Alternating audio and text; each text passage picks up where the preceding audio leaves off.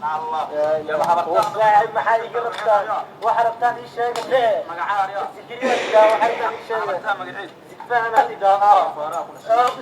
لا اله الا الله بس وكر بسوي داخل لا اله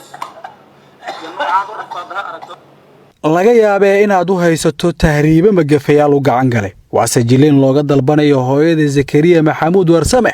lacag madax furashaah muuqaal dalabkiisa hore ahaa prank balse ticket ku laabashaa uu rabay wiilka dhaqan celinta looga keenay Sweden ani dalka dhaqan celina lii keenani waalidkay aanay keensaday wadankaani rehab lii keenay dhaqan celina lii keenay waalidkay aanay keensaday ayagana kii diintii wax ay barayeen aan dalka dibadiisa aan ku soo dhashay kuna soo barbaaray ayagana meeshan ay keeneen waxa uu soo ku dhamaaday farax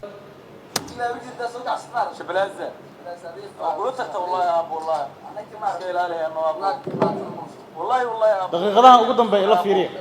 walaadka moosnaan waka Zakariya waka Abdulle Xirsi Bootaan Maxamed ayaa asalka sheekadan la wadaagay maxkamadda ciidamada asaa fikraddan oo la imaaday annagoo TikTok iska isticmaalayno iska duubaa guriga oo noo imaaday saadha ani hooyaday lacag ka rabaa macnaa asaa weydiistaba markii fiidiyoan oo barankaan u duubnay Nuur Xayle Cusmaan Cali waxa uu la fariirsan yahay meesha ay ka soo tuurtay nolosha shuutaan weligii waa arkay inuu maxkamad shabaab oo qaabayo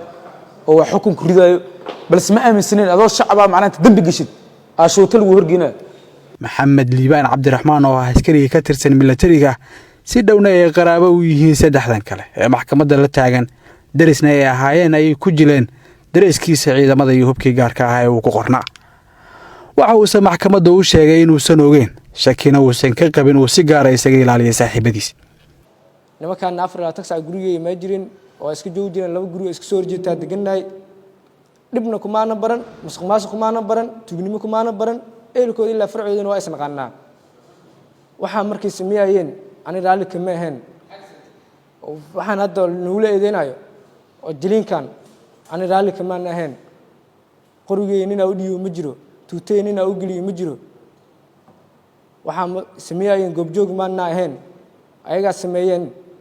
waxaan waxay ugu kala cadaatay in ayaga sameeyeen ani maalinta saldhig leegay saraakiisha la xiriirka waalidka iyo baarayaasha booliiskaba waxay qabaan in waxa dhan ay ahaayeen jilin pranka asalkeeduna uu lahaa Zakariya Maxamuud oo jeclaaday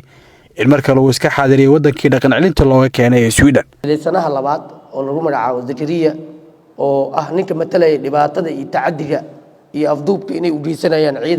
ciidamada qalabka sido si uu hooyadiis faa'iido lacageed darteed uu kaga helo saasaan dhamaantood afartiiba oo afartaba filimka ku wada jiray oo filimkuna baranka u ahaa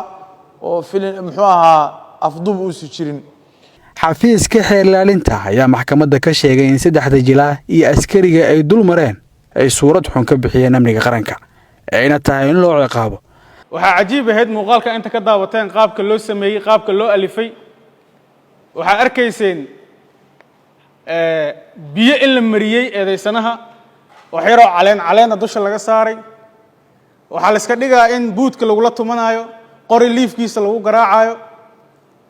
laba baalo toosabana geeska laga dhigay intaas waxa loogu tala galay in muuqaalka uu yeesho muuqaal argagaxa oo markay maamadu daawato isla markii lacagta soo dirto